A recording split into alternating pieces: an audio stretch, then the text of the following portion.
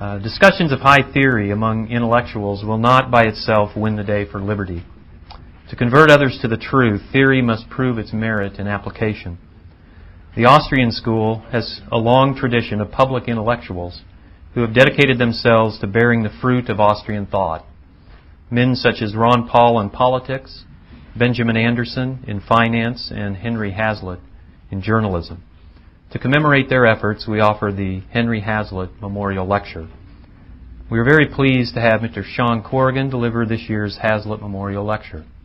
Mr. Corrigan received his MA in Natural Sciences at Magdalen College, Cambridge, before doing postgraduate work on aerospace structural engineering at Cranford Institute of Technology.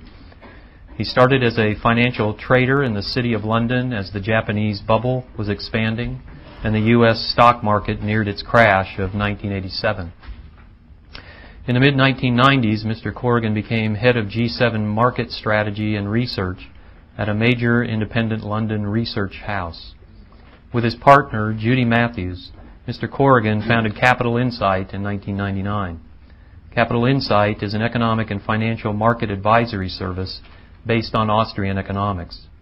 He is an advisor to the Edelweiss Fund, run from Zurich by another devotee of Murray Rothbard, and a regular contributor to LouRockwell.com and Mises.org. Mr. Corrigan's topic is Theory Meets Praxis, the Austrian Business Cycle Theory in Today's Economy.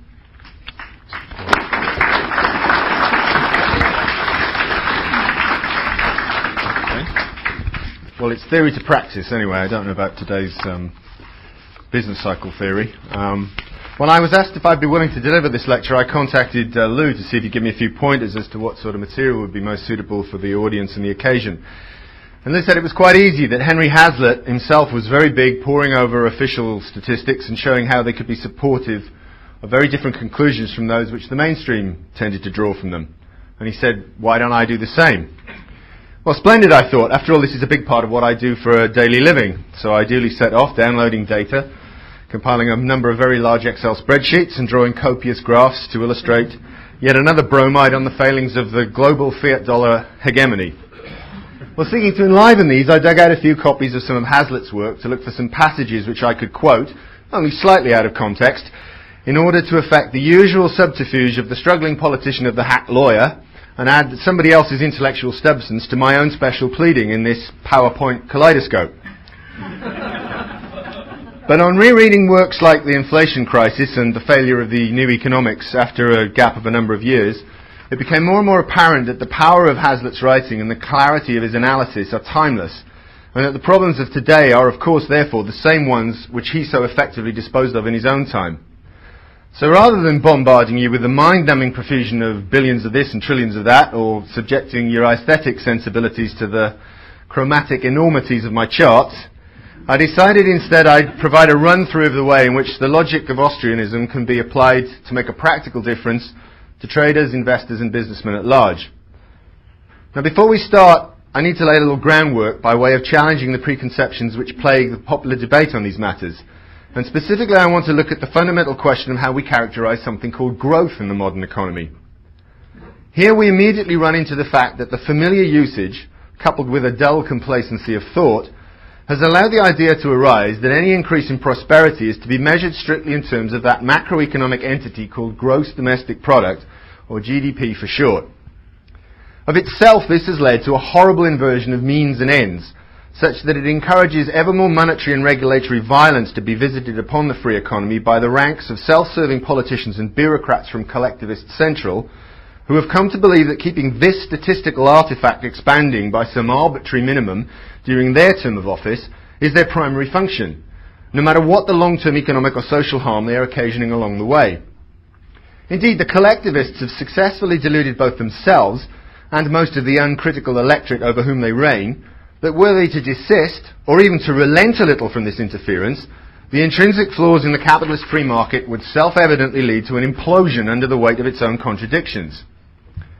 It should be noted that this whole business of national income accounting intrinsically enshrines Keynes' perverted and patronizing view of the economy, and so it condemns those of us who reject its premises to an Orwellian struggle to articulate heretical thoughts within the narrow framework of an alien language and an antagonistic epistemology.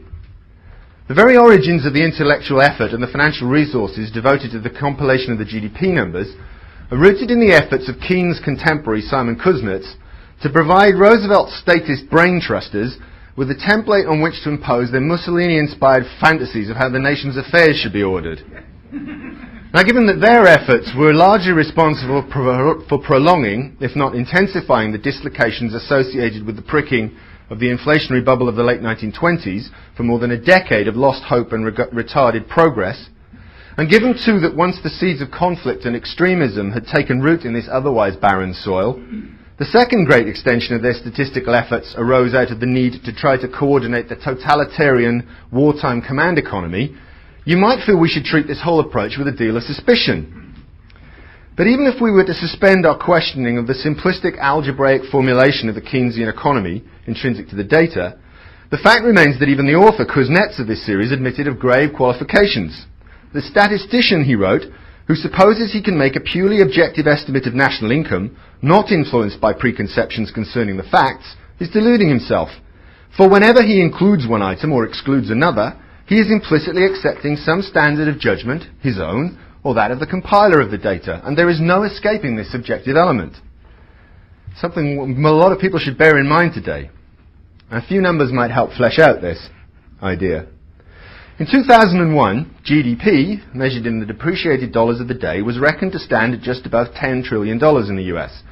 Broken down as to $7 trillion of personal consumption, just under $1.6 trillion of private investment, and $1.9 trillion of government outlays, less what was then only $300 billion to account for the surplus of imports over exports registered that year. Now, even as thus baldly stated, there are problems aplenty. One obvious fact is that fixed investment is measured on a gross basis, but inventory accumulation is measured net. More importantly, there is the issue of just who gets to determine what is a consumption expenditure and what is an investment. Much less whether this distinction is a valid one to set in place of the classically correct separation of resource use into productive and exhaustive spending categories. Software, for example, used to be treated as an intermediate business consumption item and was thus excluded from the final reckoning. Its subsequent reclassification in the mid-90s, in essence, was a move akin to the sort of manipulation of revenue recognition that WorldCom and the other corporate miscreants of the bubble used to practice. A third problem inherent in the GDP numbers is that in order to add apples to pears, each of the myriads of different commodities and services being exchanged in the economy have to be reduced to a common denominator. Now, money is the obvious candidate for this task, but money itself fluctuates in the speed at which it depreciates in value, the rara avis of its appreciation being a very elusive fowl indeed these days. Now, this gives rise to the calculation of reams of what are called implicit price deflators through which to allow for the changes. And the backflips to which this gives rise are enormous. For instance, just if you have time and the inclination, compare the entries for the nominal and the real inflation-adjusted versions of the high-tech component of private fixed investment, PCs, software and the like. So embarrassing here have become the distortions that the sub-entries in the columns have been left blank, apart from an admonitory footnote to the effect that the admission arises because the numbers are not to be trusted. Ask yourselves next whether the near 20% of GDP accruing to the activities of the state has any place at all in the reckoning. Though one cannot deny that some benefit is to be derived from the activities of the 21 million or so souls employed in the public sector, there is also much that the apparatchiks, the centres of political correctness, the price fixers, quota monitors, box tickers, environmental inspectors, dole dispensers and tax gatherers, not to mention the secret policemen, uniformed paramilitaries and galactic stormtroopers complete with their commissariat and armourers, do that is openly destructive. In any case, where even some genuine benefits can be identified from public sector workers, since the provision of government services is often a matter of either direct or indirect compulsion, and is anyway never subject to the disciplines of the market, the need to satisfy willing consumers in a sustainable financial fashion under conditions of competition and choice, attaching to even these a value of any sort is still problematical. That this is far from being a pedantic distinction can be seen in the fact that around 1 in 4 of the more than 3 million manufacturing production workers lost in the past 3 years have ended up conceptually, if not individually, on the bloated payroll of the state instead, where the new drones enjoyed salaries a third higher than the metal bashers had been paid and received benefits 1/6 greater. all of which implies that each member of the shrinking number of manufacturing workers has now had to become over 8% more productive per year of value just to support the monstrous regiment of extra bureaucrats in Silovisky, a legion of the damned whose muster has burgeoned from 169 to 214 per 100 manufacturers just since 2000 itself. It should not be a matter of dispute that much of this game of Keynesian piggyback, rather than being some sort of augmentation to the common will, can in fact only be doing the nation harm. Leaving this behind, yet another glaring inconsistency in the facts involves the disparate treatment we've noted already of what may be loosely termed fixed and circulating capital. In the case of the former, the choice to ignore the effect of depreciation adulterates the composition of this identity, since it implies that a peasant who keeps buying sickly donkeys which die after only 2 years' hard work is adding more to national income than is his prudent brother who buys those which can endure for 4. The upshot is we're now left wondering whether even the nominal national product should be reckoned as 10 trillion as it is presented, or as the 8 trillion after we subtract government, or the 7 trillion after we deduct the estimates made of private capital consumption. But in fact we've still not finished, for we find a good deal of the expenditure in these numbers is not monetary at all, but takes the form of something called imputation, which the Bureau of Economic Analysis tells us are, quote, transactions recorded in the national income and product accounts that are not transactions of the market economy, i.e. they're numerical phantoms purporting to adjust for the implicit services rendered but not charged to their recipients. Now, to give a flavour of the vast sleight of hand being undertaken here, let me just briefly show how the magic of imputation helps solve the mystery of how a citizenry increasingly in hock and whose net financial assets for the first time in at least 50 years are falling can still be enjoying year-on-year net interest receipts of around $900 billion, roughly 10% of the unadjusted total income they're supposed to receive. Well, what we do is we deduct from the interest paid column $350 billion in mortgage interest payments, because these are made not by the homeowner, but by an imaginary corporation set up in the accounts to buy his house for him, and hence to prove that somehow it's an investment.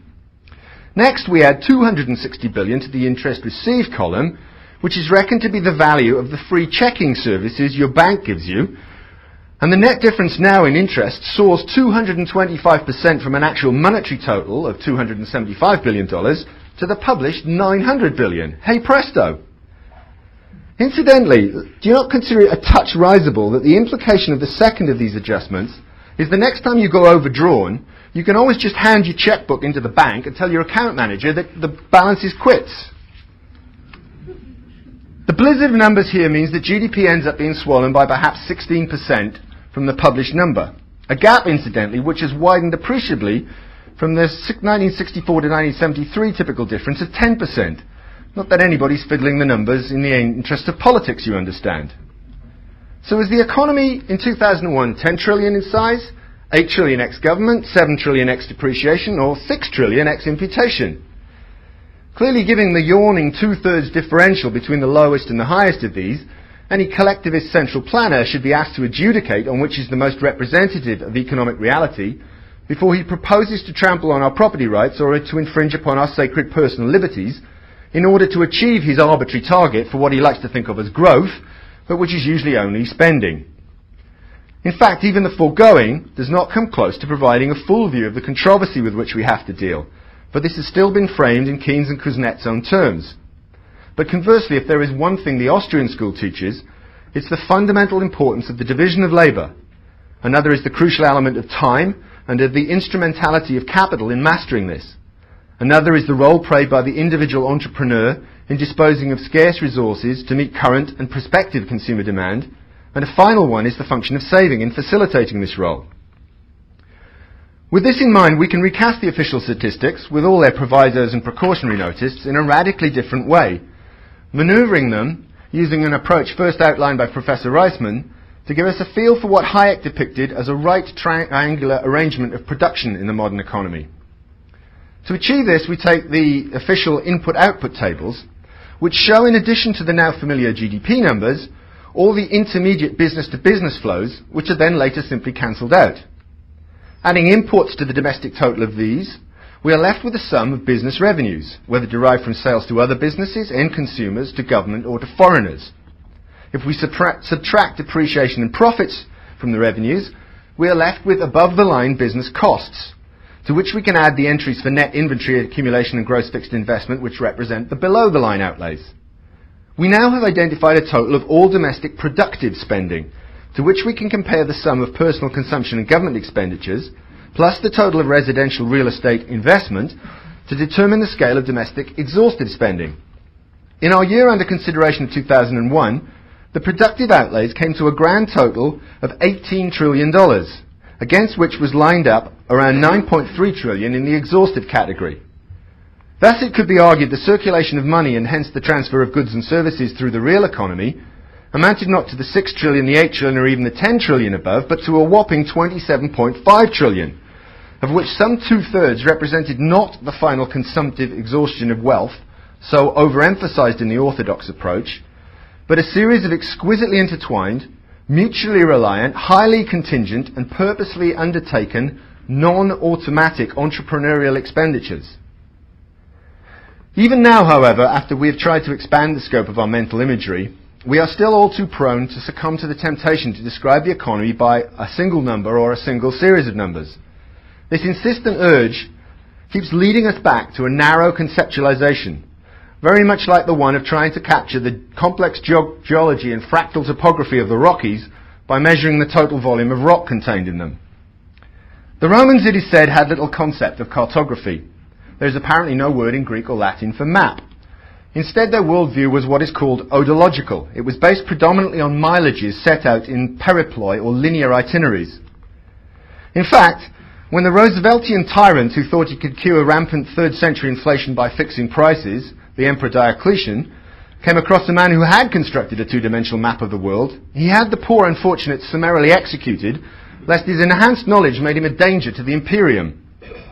The Keynesians and the other macromancers, with their fetish for monolithic aggregate numbers and their reliance on predetermined coefficients of mass behavior, share a similarly blinkered outlook, while their vituperation towards the more deductive and individually centered schools of thought makes them and their masters all mental Diocletians. In contrast, we Austrians always strive to attain a wider purview and to preserve a sense of the variability and complex interrelations which characterize the world of acting men and women laid out before us. Armed then with these growing insights, let us try to dispel in sequence the falsehoods nested in the simulation of the mainstream view set out before you in the handout. We started with the phrase, America is recovering thanks to the courageous actions of the Federal Reserve in slashing interest rates. To assume that lower interest rates, when imposed by monetary manipulation rather than arising spontaneously on the free market, are a panacea for all ills is a very old delusion indeed. If low rates and a cheap currency were a solution to hardship, then we should have to impeach Alan Greenspan before the court of world opinion for being too pusillanimous in ending want and for not allowing his colleague Ben Bernanke the full access to the printing press which he so patently desires. If this were the case, John Law would never have gone bankrupt. To be worth a continental would be praise indeed. And the legendary wheelbarrow wielders of Weimar would have secured command over all the riches of the world. But President Bush's visionary tax cuts have helped us. Well, reducing taxes, of course, and reducing them on producers rather than consumers is, of course, a laudable aim. But refraining from funding these by an equal and opposite assault on the spending side of the ledger is but to substitute the government for the private agents who are the beneficiaries of the tax reductions as the party liable for the extra inflationary debt so brought into being. And that this is inflationary has particularly been true over the past 6 or 7 months, when US commercial banks, foreign monetary authorities and the Fed itself have bought such prodigious amounts of government paper, simply by expanding the entries on their balance sheets, that they have more than accounted for the whole increase in marketable public debt in that time. This is a process called monetization, and it puts the US on the same inflationary road to ruin as has been travelled by all those previously practicing this subtle fraud. Besides, lower taxes are one thing.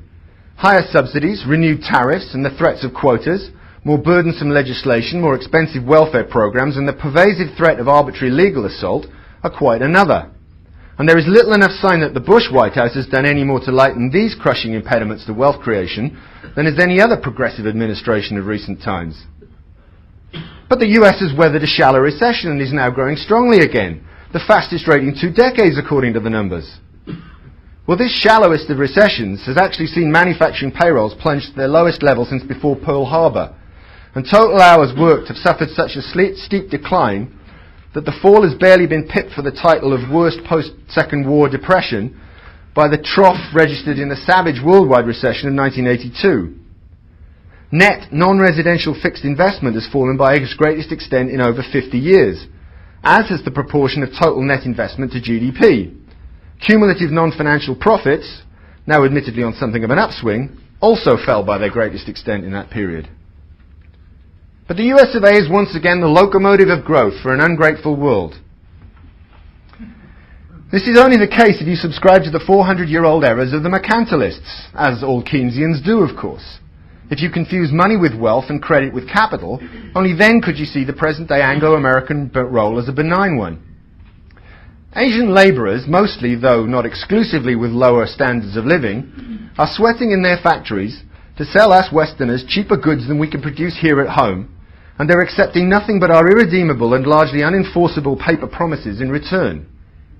Thus, rather than being a locomotive, the more apt metaphor is that of a surly and aggressive brother-in-law who arrives not only to eat you out of house and home, to touch you for the odd $50 here and there until a payday which never seems to arrive and a horse which never gets to finish first, but who also reviles you before his pals in the local barroom for the sake of your long-suffering charity. The heroic American consumer, who makes up 70% of the economy, has gone out and shopped for victory. She's released some of the wealth contained in her appreciating home for the purpose. Well, yes, the consumer is 70% of GDP. But that particular map, as we've just been at pains to describe, is not the territory. The personal consumer may exercise the biggest part of that final $1 a vote franchise, which is the free market. But remember, her spending amounts to no more than a quarter of the overall invoices raised and the bills settled up and down our cone of production. And besides, it is saving, wisely utilised by honest and far-sighted entrepreneurs, and not spending founded largely on the inflationary collateral credit spiral that is the US housing market, which will lead to our material enrichment. Anyone with a basic grasp of accountancy, much less economics, must see that monetizing a notional gain in the value of an unproductive asset by borrowing more against it, and then dissipating the proceeds on instant gratification, can hardly be construed as liberating wealth, only as destroying it. But now, as uncertainty subsides and revenues rise, businesses too are spending their money on investments. Well, it is true there has been a pickup in some of the indicators of capital goods spending, but given the size of the O'Neill tax incentives and the highly accelerated obsolescence of much new-era equipment, not to mention the scale of the preceding drop in that investment, this is largely unremarkable. It is also true that the inflationary effects of the aggressive stimulus policies being enacted at home and abroad, coupled with a decline in the value of the dollar, have helped corporate cash flow. Indeed, it would be a singular event if there was not at least a temporary and unevenly distributed boost under the prevailing circumstances. But how much of this will be revealed as capital consumption? How many of these newly coursing streams will dry up and even reverse if this deliberate inflation either accelerates or switches channels? And how soon costs will rise again in line with or faster than prices is something we cannot know in advance, but are developments for whose signs we must be ever vigilant. Another feature often overlooked is that all this easy money flows straight to the bottom line of corporate America in a very different manner than in the past, since even nominally non-financial corporates now have more financial assets than tangible ones on their balance sheets, meaning that these days they are half machine shop and half consumer finance house and pension fund manager combined. Thriving on the proceeds of a steep yield curve, soaring, especially speculative bond prices and rapid asset growth, officially designated financial corporate profits have climbed to a record $60 for every $100 earned by their ostensibly non-financial brethren. Now, if we were only to assume the latter derived the same amount of mileage from the same type of activities as the former, returns from the credit bubble alone could therefore amount to between 65 and 70% of all corporate profits earned, a complete and inherently disquieting inversion of the ratio typical of the 60s and 70s. As growth picks up, though, the absence of inflation, especially core inflation as measured by the Fed's indexes, and the existence of so much idle capacity worldwide, means the Fed can be patient about raising short-term interest rates and can keep the present accommodative settings. Well, inflation, no Austrian will need to be told, is not synonymous with rising prices, but it's the prime causative factor in those prices rising. And inflation is a situation where more money exists, however we define that term, than is required by individuals in their own subjective judgment, so that it is ever more eagerly exchanged into goods, services, other financial assets, or the monies of other polities. With the broad M3 measure of money and credit up by over a quarter since the end of 2000, a gain of getting on for $3 trillion, which is an increment greater than the total stock of money called into existence in the first 208 years of the Republic, you have to have the twisted perceptions which seem to be a prerequisite for being a Fed governor to believe these are not inflationary times. With mortgage debt up nearly 40%, financial debt up a third, state and local government borrowing up 30% in these past 3 years, for an aggregate increase of over $7.5 trillion, and a climb of 50 percentage points from 370 to 420% of private net domestic product, the size of this officially sanctioned Ponzi scheme and the scale of its expansion is hardly unnoticeable for those who care to look. As for the spare capacity argument, this is another old canard.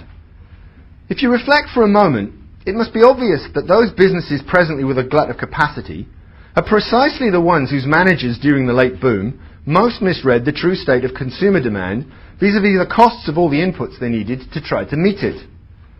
Therefore, there is little choice but for as many of these as possible to release these resources for other uses and to shrink better back to balance what the market will actually buy from them and what the market will also sell them at affordable prices.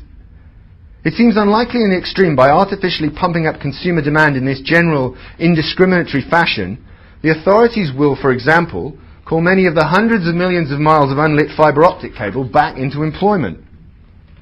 It is often overlooked further by the aggregationists that one sector capacity is another sector's shortfall. Resources misdirected towards the first during the phase of feverish malinvestment were inevitably also directed away from what may now be revealed as more deserving outlets. You only have to consider that while semiconductors and servers went on building to unsustainable levels, natural gas and oil refining was sorely neglected, not to mention the steel mills now making the nightly news.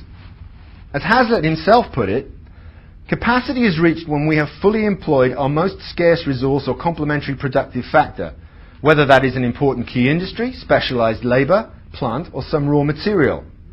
When this situation occurs, the price of the scarce factor will start to soar. This rise will soon force increases in other prices and wage rates.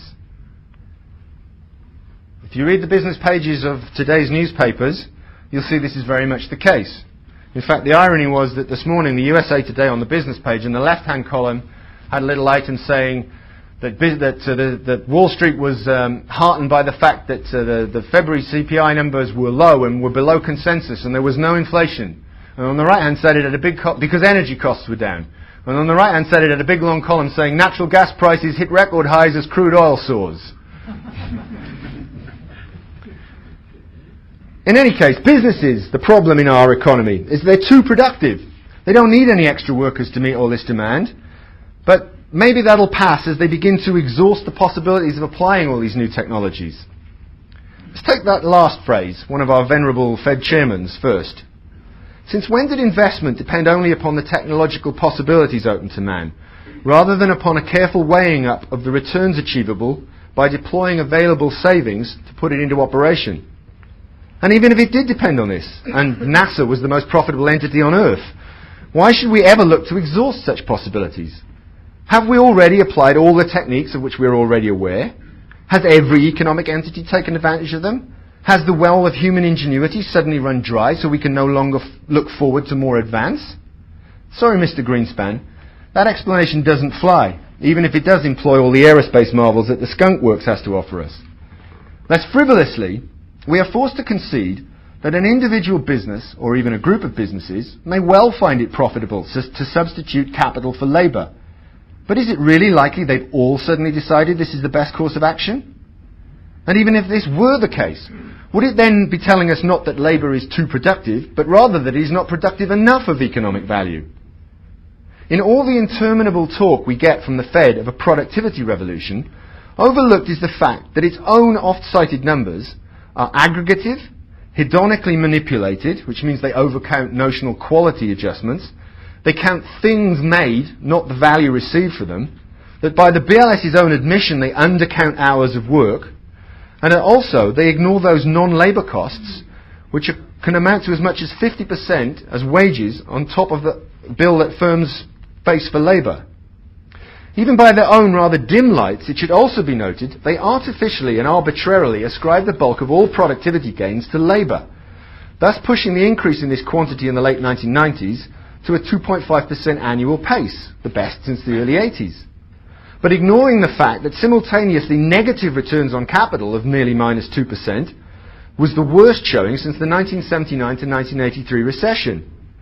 And their own officially calculated multi-factor productivity numbers, which combine these, fell to its most anemic level of growth since the troubled 1989-1993 stretch. Increased productivity, the employment of more useful capital per head of population, is the route to riches, not mass redundancy. But only if the markets are unhampered, if prices and costs are allowed to adjust to reflect the new plenitude of goods being made, and thus they speed the useful re-employment of the labour released from all its former drudgery. But where these jobs are being created, we're told, they're moving offshore. And this is only possible because the perfidious Chinese keep buying US dollars and suppressing the value of their own currency unfairly. Well, here again we see the glaring paradox that we, who are supposedly so effortlessly superior in terms of technology and productivity, can't compete with a newly hired factory hand fresh from the paddy fields of Hainan or Hanoi. But then economic rationality was never much of a match for cheap populism. The contradictions are manifold. For the Chinese these days actually run very little by way of trade imbalance when we measure it across all their partners.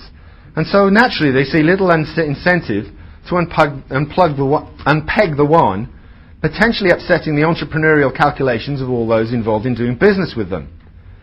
Indeed, their surplus over the past year on the trade account amounted to around $20 billion out of a total global two-way trade volume of $800 billion, a disproportion of some 2 to 3%, which given the reliability of the statistics is nothing.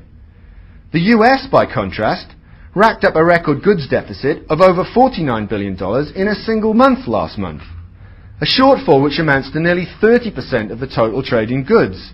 This is rather a lot to be blaming on a single bilateral currency distortion. But if the Chinese keep cheating the rules, of course, we should limit their ability to send us their exports. And we should compel American businesses to buy goods and services here at home instead. Yes, sirree. Let's punish the American consumer by denying her the full benefits of the International Division of Labour. That'll show those pesky Chinamen. And if Fu Manchu wants to give away his Nike sneakers, we still won't take them.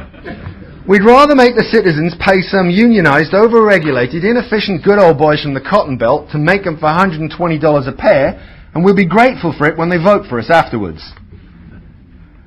Besides this sort of illiteracy, sadly becoming written into the electoral platforms for both of those Yale alumni, Tweedledum and Tweedledee, we should ask what rules precisely are the Chinese breaking by seeking to keep their unit of account stable against the world's reserve currency. The same currency, by the way, for which they were lauded for selflessly shadowing throughout the crushing collapse of the 97-98 Asian contagion. Moreover, if we consider that the Chinese run an export surplus with the US, receive reserve assets in exchange, and then allow domestic credit to increase on the base which these provide, thus driving up both internal prices and the demand for goods on either side of their border, this is only a simulacrum of the workings of the classical and internationally munificent gold standard. Where it breaks down is that the reverse should be happening in the United States, where the withdrawal of these reserves should serve to contract credit, deflate prices, to the point where balance is once more achieved. Only under the rules of what Jacques Reff scathingly termed the childish game of marbles, by which the winners, the Chinese, return their spoils, the excess dollars, back to the American losers at the end of every round, by buying US Treasury and agency bonds in the main. And as a result of what that great Frenchman also dubbed the monetary sin of the West, the fact that the dollar hegemony allows the US to go on mindlessly inflating and then blaming others for its own lack of financial virtue, can the Chinese be held culpable for what is at work here? And then their crime is only that of being an accessory after the fact, while the main perpetrators are to be found inside the Beltway, not in the People's Congress in Beijing. But these wily Orientals are now gobbling up all the world's natural resources and their spare energy capacity. They're pushing up prices. Well, they're damned if they do and they're damned if they don't. If they accumulate dollars and return to the US Treasury, they're not allowing the market to determine the value of their currency, which is political speak for they're not accommodating the GOP and devaluing the dollar more broadly. If instead they buy real assets, whether for immediate use or, as some suspect, by way of building strategic stockpiles, thus transforming their work for the importunate but ungrateful Occidental customers into tangible wealth of their own, they're to blame for the fact that they've highlighted there isn't quite as much idle capacity in the world as the Fed would have us believe. In the unlikely event that the US were to stop inflating, or under the less fantastical scenario that China's very real and very Austrian-style bubble were to implode of its own accord, the pressure on these scarce factors would of course cease to soar forthwith. But this is not inflationary anyway. No central bank needs to restrict credit yet. This is cost push, not demand pulled. To see the fallacy of this one, if you imagine you only had $10 left in the world and you were going to treat yourself to a final 2 beers at $2.50 a bottle and a $5 hamburger meal before you went broke. If when you got to the store you found the price of beer had doubled, you would have to rearrange your preferences. Perhaps you'd make do with half as much booze and a little more beef. Maybe you'd stick to your original quota of 2 bottles of beer and down them on an empty stomach. Or maybe you'd find a substitute beverage or alternative snack. So this price rise would assuredly not be inflationary, merely the wholly natural and welcome functioning of the price mechanism, signalling to entrepreneurs everywhere that beer was now more relatively urgently demanded than before, and that production schedules should be adapted accordingly. However, if your fairy godfather, a septuagenarian figure with receding hair, bulging bespectacled eyes, and a confusing and somewhat tedious turn of phrase, appeared in a flash and simply conjured up the extra $5 you needed, you could have beer and beef and economize on nothing. That would be inflationary. This is what Korea Central Bank Chief Mr. Park, the man responsible for the preceding quote, as well as his more well-known peers, clearly intend to do should raw materials prices, like the beer of our fable, continue to rise, lest some real-life producers, like the cattle ranchers providing the beef in our tale, should have to accept a lower price as a compensation for the higher ones enjoyed elsewhere in the economy. In fact, in Korea, the interesting thing was that the small businesses, who were hampered by the fact that the overarching Kaibol conglomerates, kind of like a non-military industrial complex over there, get all the goods and services and all the finance, the small manufacturers complained about the price rises, and so they asked the government to intervene in their favour by extending them cheap credit so they could buy the raw materials. It's interesting how economic literacy works in this world. Things are going up because there's too much credit, so give us some of the credit so we can push them up even more. An ever-increasing part of our economy, Alan Greenspan told Congress the other week, is becoming conceptual rather than physical. All of the items in these standard commodity indexes, well, they're physical, they're not intellectual. Well, good old Alan may well have been able to will vast effusions of money into existence, frustrating the market process and underwriting the speculations of the money trust without effort, but he clearly has fallen into a folie de grandeur if he believes that he can will a gallon of gas into our tank or a loaf of bread onto our table. Such dangerous flights of whimsy only serve to show those involved in the painstaking business of building and cultivating the capital by which we will all be enriched have all too few advocates in the corridors of power. Rising personal indebtedness is nothing. It doesn't matter when we look at the increase in household wealth. And if debt service becomes a problem, people can always refinance their homes once more, apparently now using adjustable rate mortgages, according to Mr. Greenspan. Now, as noted above, cashing in some of the gains in an asset price spiral, not by selling some of it outright, but by increasing one's leverage against it, is hardly the soundest of financial practices. And as for the reliability of the household wealth measure itself, we shall have more to say. Governor Bernanke, for his part, tells us there are risks associated with deflation, though they've thankfully receded very substantially. But even so, trend inflation has reached levels that are too low, to the point where the benefits of low inflation are lost. Now, quite what the benefits of even low inflation are aside from providing an insidious transfer of wealth and of keeping labour subtly lagging the firm's owners' and financiers' share of the pie, only Governor Bernanke himself can know. And as for prices, well, the highly dubious Consumer Price Index may still be behaving modestly by today's rather lax standards, but prices of homes rose at their fastest in 30 years last quarter, and the nation's residential real estate is now valued at an aggregate $16.5 trillion, even if this is something of a total nonsense, because it only means anything to those who allowed the marginal revolution in economics to escape them completely. Caveats notwithstanding, at this steepling level, the RE capitalization figure represents an unprecedented 205% of private GDP, where it's 20 points up from the zenith of the late 80s boom, and is also at a record price to estimated replacement cost of 170% premium. Significantly, despite having risen 30% in 3 years and having doubled in 10, these house prices have still allowed homeowners' average equity to languish at a record low 55%. And no wonder, when they've extracted what Alan Greenspan calls wealth to the tune of $600 billion from their homes since the end of 2000 through mortgage refis and home equity loans. The rise in the stock market needs little comment, of course, if we're looking for prices, except to note that its aggregate price to book, price to trailing earnings, and capitalization to GDP, among several conventional metrics, are back at levels still only seen during the post-95 bubble itself. All other manner of financial assets, especially the more exotic denizens of the bestiary, junk bonds, emerging market debt, structured products replete with risky derivatives, the least substantial stocks, such as those trading on the hot house, which is the OTC bulletin board, all these have made new highs in price and lows in absolute or relative yield in recent weeks. Back in the real world, you need no reminding that medical expenses, insurance premium and tuition fees are rising by double-digit amounts, and that it costs ever more to fill up your Hummer, no matter how devoutly you believe in Yoda Greenspan's command of the Force. The National Federation of Independent Business agreed in its January survey. Quote, price hikes were pervasive in the service sector, and it appears that things are looking up in agriculture. Providers of professional services also managed to post price hikes fairly frequently. Their bigger brethren at the ISM revealed that prices paid were the highest since the bubble peaked in March 2000 and the second highest in a decade. And on top of this last month, the well-regarded Philadelphia Fed survey came complete with the second highest forecast for prices to be received in 15 years. Look to the prices of widely traded commodities for confirmation, and we see that though some of them have slipped back in the past week or two, they're characterized by rapid, double, and even triple-digit percentage gains. For example, the Journal of Commerce Index of Commodities has risen by 50% annualized since last spring, the fastest ever such rise. Steel prices are up perhaps 160% from their lows. Aluminium is 50% above its 2002 nadir. Copper is 120% and tin is 88% higher than their 2001 bottom. And all of these are at 8 to 9 year highs.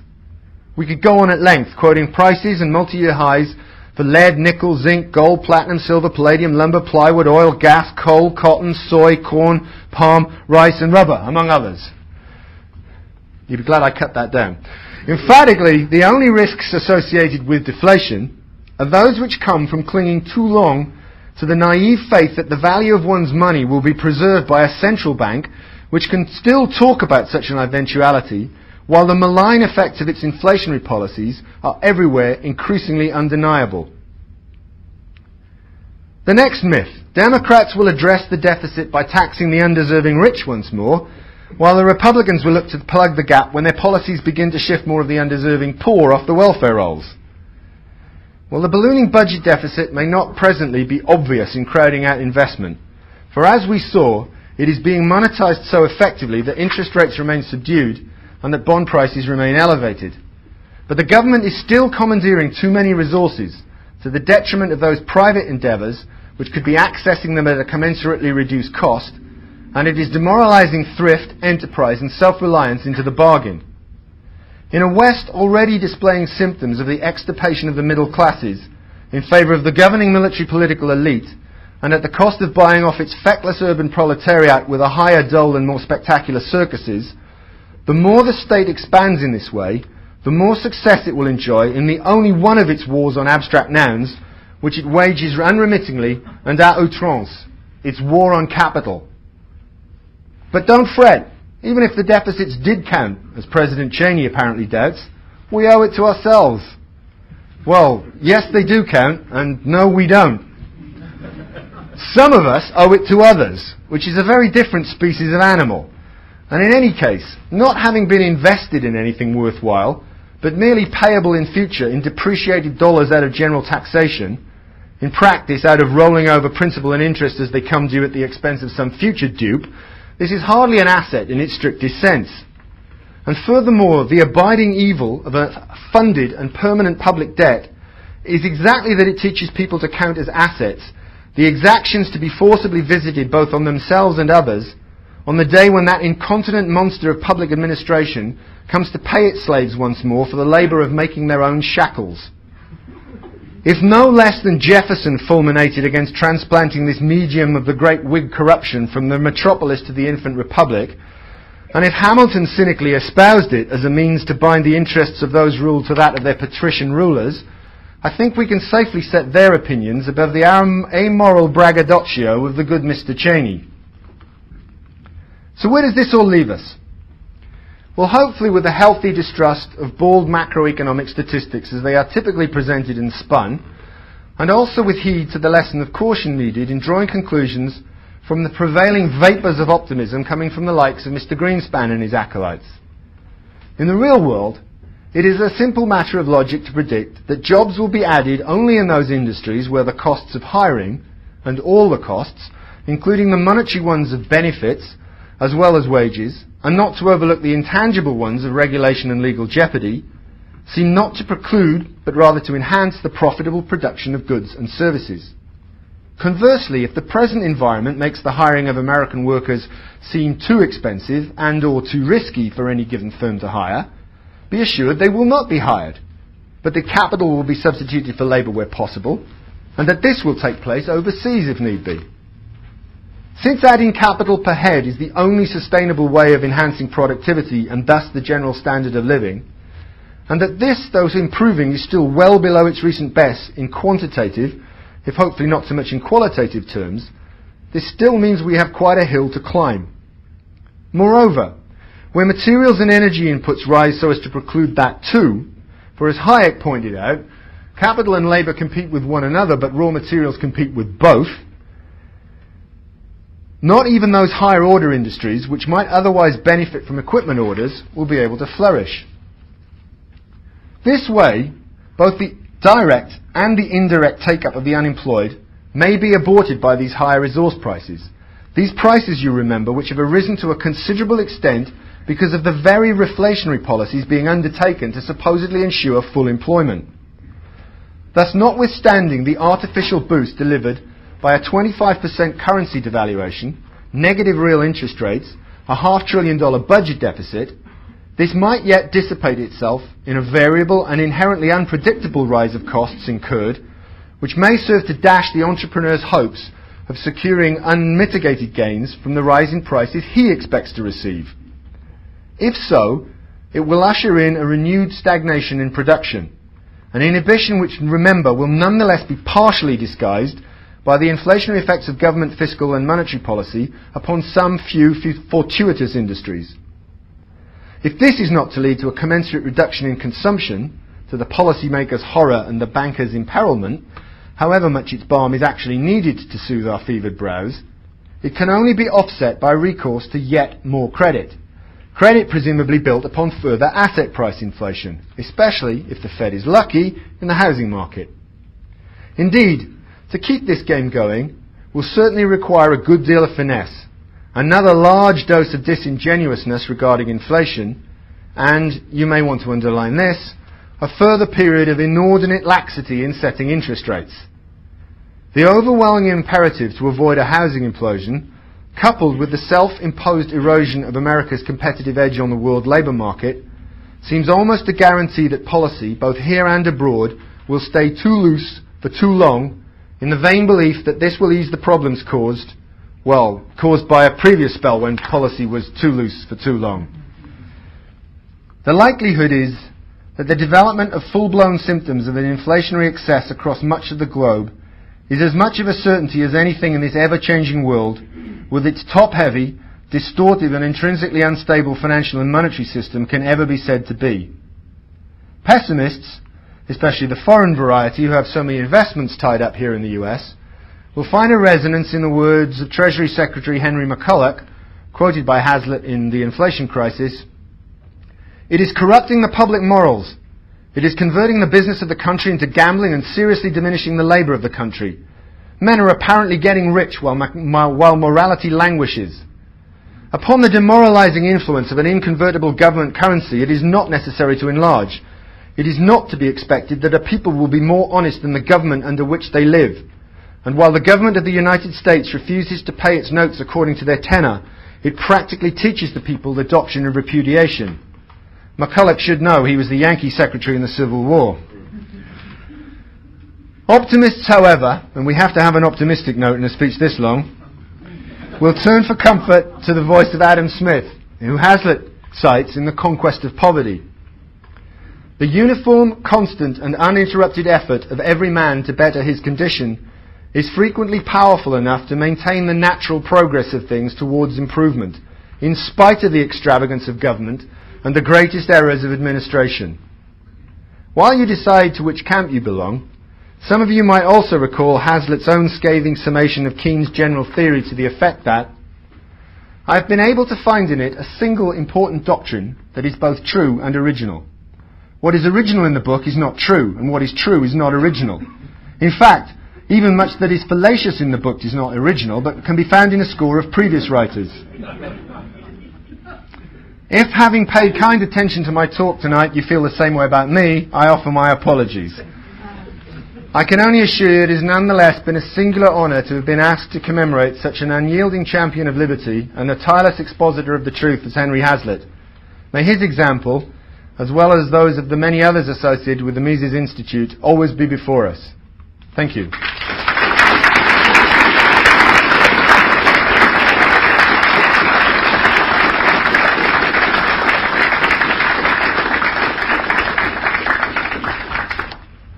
Morgan. You aimed at one is called the GDP statistics, which is well deserved, truly. But how would you address kind of the choir argument, offsetting errors and musicality, or in the labor statistics, you have the idea of unemployment, which is a far softer concept than having a job, but goes the argument, we may not have the level right because of all these discouraged workers and whatnot, but the changes really are reliable. So goes the argument, changes in GDP, despite all these grievances underneath the data, seem to tell us something. Well, I think the lesson to be drawn really from this is that we're presented with this one number as if it was an absolute. It's calculated to several decimal places. In fact, in Belgium, for instance, they quote the CPI number, I think, to 2, if not 3 decimal places, as if it meant anything. The point being is that you shouldn't take these headline numbers as they come in isolation. You should look at them. You should be intelligent about interpreting them. You should corroborate them with other numbers. And, of course, you should have a well-founded intellectual basis on which to look and ask the right questions. You can't do good science unless you have a good scientific methodology, and the same thing applies to economics. The point here is that there are 2 points here. Number one is that people take these numbers on trust because they're supposedly compiled rigorously, and that's a nonsense. Secondly is that even if we attach some caveats, you have to know or understand how an economy works, which the Keynesians clearly don't, in order to be able to make any sense of them at all. What would you use to second guess the CPI number, for instance? Well, I'm not sure that I understand the question, but it's not really a valid one in the sense that there are innumerable measures of inflation. There are numerous price index adjustments. If you go to the GDP numbers, there's one for every major category or subcategory. Each one of these is trying to tell you something about the price of an individual thing. So there's no simple answer to that. What we do know is that there is a vast diffusion of money and credit being created, and we now know that not just financial asset prices, not just residential real estate, not just domestic services, but also raw materials are going up in price. So clearly the effects are there. What suggestion would you offer? For example, would you offer a gold standard with 100% back currency? Well, that would be nice in an ideal world, sir, but in the famous words of the person who got lost in rural Ireland, who asked the little guy sitting smoking a pipe on the wall, how do I get from here to Skibbereen? And the guy says, well, if I was after getting there, I wouldn't be starting from here.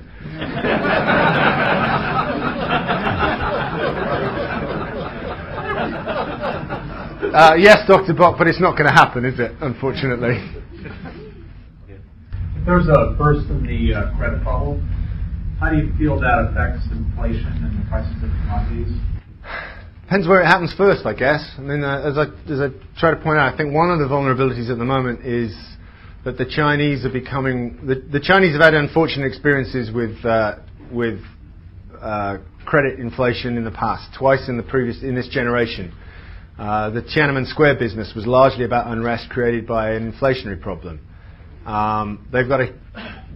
are enormous real side strides obviously being made in China, but we also have the problem that credit growth seems to be out of control, and that too much of the investment and production decisions are made by bureaucrats trying to hit growth targets rather than by the decisions of entrepreneurs. So it's very hard to unpick the good from the bad there. But what we do know is that the Chinese government are now supposedly going to try to slow this down.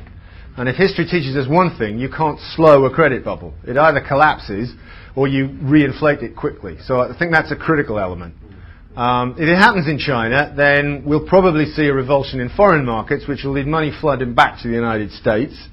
And just as we did in 97-98 with the Asian contagion, we'll have another period where we in the West, and by the way, I pick on the United States, we Brits are guilty of all the sins that you are, and some more as well. The numbers of the imbalances and the distortions in the British economy are at least as bad in many instances, if not worse. So this isn't me preaching from the pulpit here in that sense. If Asia goes first, which will probably be through China, then we'll have another couple of years possibly where we get to eat everybody else's cooking again, because they'll all look for safety. If China manages, or indeed continues to inflate at the signs of problems, I don't know. I must admit I'm skeptical of this. I think that any kind of collapse, if the housing market goes, it's more important than if the stock market goes, because it's much more critical for banking balance sheets and therefore the general monetary mechanism of the country. But we also know this government, any government, would stop at nothing to socialise that problem. So I think that any dislocation there is unlikely to be permanent. There would clearly be enormous attempts immediately to reinflate. Now, what form that takes is another question. Of course, the Argentinians ended up with inflation, but only after they'd had a complete collapse of the monetary system.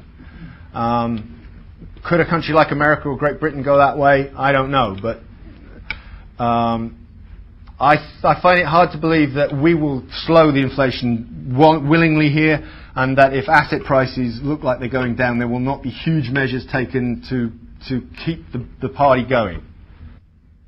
Yeah, for the benefit of students and some of us who are not that economically sophisticated, when you say the economy collapses, what does that mean to the average person? You know, the average guy who has a job and a house and so on. I mean, Cisco trades at 9 cents probably, but... No, sure, well, that's a very broad question, which I'm sure you're trying to ask me for a pithy answer to. I mean, the positive side to all this, of course, is that even in the Great Depression, 80% of people who wanted a job still had one, and that life did go on for people. And as we saw in periods of distress in the 19th century, when there were classic liberal mechanisms at work in the markets, or to a greater extent, times of hardship for some were times of prosperity for others. We shouldn't fall into the aggregative problems here that I've been Reginus Philippic against. There will be people who do well in any situation. There will just simply be relatively less of them than there would be if we'd been allowed to get on with things ourselves and hadn't had these distortions visited upon us. I don't know if that answers your question, but it's a very broad question to take up in this space.